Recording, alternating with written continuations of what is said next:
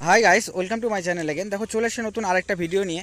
তো আজকের যে ভিডিওটি, সেই ভিডিওটাতে আমরা মূলত যে বিষয়টা নিয়ে আলোচনা করব সেটা হচ্ছে যে অঙ্গনওয়াড়ি এবং অঙ্গনওয়াড়ি সহায়িকা যাদের রয়েছেন তাদের ইনসেনটিভ নিয়ে।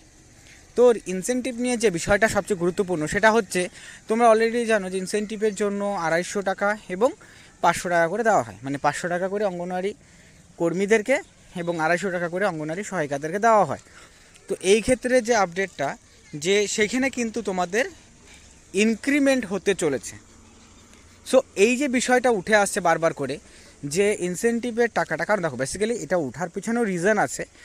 কারণ হচ্ছে কি, যেভাবে করে প্রতিনিয়ত জিনিসপত্রর দাম বেড়ে চলেছে, তো সেই দিক দিয়ে দেখতে গেলে পরে কর্মীদের এটা তো একটা বিষয় রইলো, তাছাড়াও কিন্তু কর্মীদের এছাড়াও যে কাজের যে চাপ, মানে ওয়ার্ক যে লোড, সেটাও কিন্তু বেড়ে চলেছে। ঠিক আছে, যার জন্য কি এই ইনসেনটিভের টাকাটা কিন্তু বৃদ্ধি হওয়ার একটা সম্ভাবনা তৈরি হয়েছে। তো সেটা আদৌ হবে কি হবে না, এটা আমরা এই ভিডিওতে ক্লিয়ার করব। এবং এছাড়াও আর যে গুরুত্বপূর্ণ বিষয় থাকলো সেটা হচ্ছে যে ভাতা। ঠিক আছে, কারণ এর আগের ভিডিওতে আমি তোমাদের এটা নিয়ে ডিসকাস করেছিলাম যে প্রভিডেন্ট ফান্ড নিয়ে। সো প্রভিডেন্ট ফান্ড নিয়ে অলরেডি আমি তোমাদের জানিয়েছিলাম যে প্রভিডেন্ট ফান্ডটা কী অ্যাকচুয়ালিতে, এবং প্রভিডেন্ট ফান্ডটা স্টার্ট হলে পরে কর্মীদের সেখানে কি কতটা বেনিফিট পাবে, তো সেটাও আমি জানিয়েছি। তোমরা চাইলে সেই ভিডিওটাকে দেখতে পারো।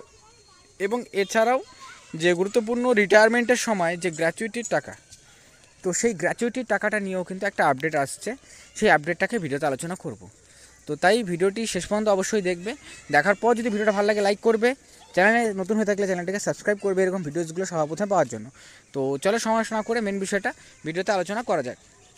সো দেখো, প্রথমত যে বিষয়টা বলবো যে ইনসেনটিভ নিয়ে, তো ইনসেনটিভ নিয়ে বৃদ্ধি হওয়ার কতগুলো কারণ আমরা এখানে তোমাদের সাথে শেয়ার করেছি। তার মধ্যে সবচেয়ে ইম্পর্টেন্ট যেটা, সেটা হচ্ছে যে প্রতিনিয়ত কাজের যে ওয়ার্কলোড, মানে কাজের চাপ বেড়ে চলেছে, মানে নতুন নতুন কাজ এসছে, নতুন নতুন কাজ দেওয়া হচ্ছে কর্মীদেরকে।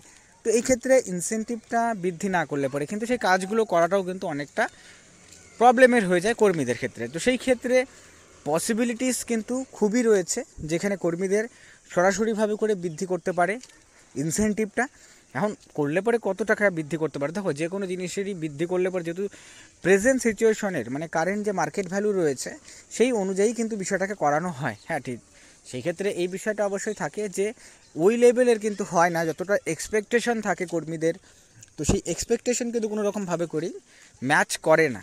কিন্তু তা সত্ত্বেও এই জায়গাটাতে কি হতে পারে, যেটা আমি তোমাদের জানাচ্ছি যে বিষয়টা, সেটা হচ্ছে যেহেতু কর্মীদেরকে দেওয়া হচ্ছে 500 টাকা করে এবং সহায়িকাতে দেওয়া হচ্ছে 250 টাকা করে, তো সেই জায়গাতে 500 টাকা করে অঙ্গনওয়াড়ি সহায়িকাদেরকে দেওয়া হতে পারে এবং 750 টাকা করে কিন্তু অঙ্গনওয়াড়ি কর্মীদেরকে দেওয়া হতে পারে। তার মানেটা হচ্ছে যে কর্মীদের 250 টাকা করে কিন্তু এই জায়গাতে ইনক্রিমেন্ট হতে চলেছে। ঠিক আছে, এখন কবে থেকে হতে পারে, সো এটারও আমি বলবো যে নতুন যে তোমাদের বেসিক্যালি যে ফাইন্যান্সিয়াল ইয়ার থেকেই কিন্তু এটা শুরু হওয়ার সম্ভাবনা রয়েছে। তার আগে পর্যন্ত কিন্তু, মানে এবার যে বাজেটটা হবে সেই বাজেটের মধ্যেই কিন্তু এটাকে অ্যালট করার সম্ভাবনাটা রয়েছে। বাট এখনই হবে যে এটা না, এটার জন্য একটু সময় লাগবে। কিন্তু এটা next year, by next year মানে 2025-এর ফার্স্টেই কিন্তু তোমাদের এটা কিন্তু ইনক্রিমেন্টের নোটিফিকেশনটা সরকারি তরফ থেকে কিন্তু রিলিজ হওয়ার সম্ভাবনাটা প্রবল রয়েছে।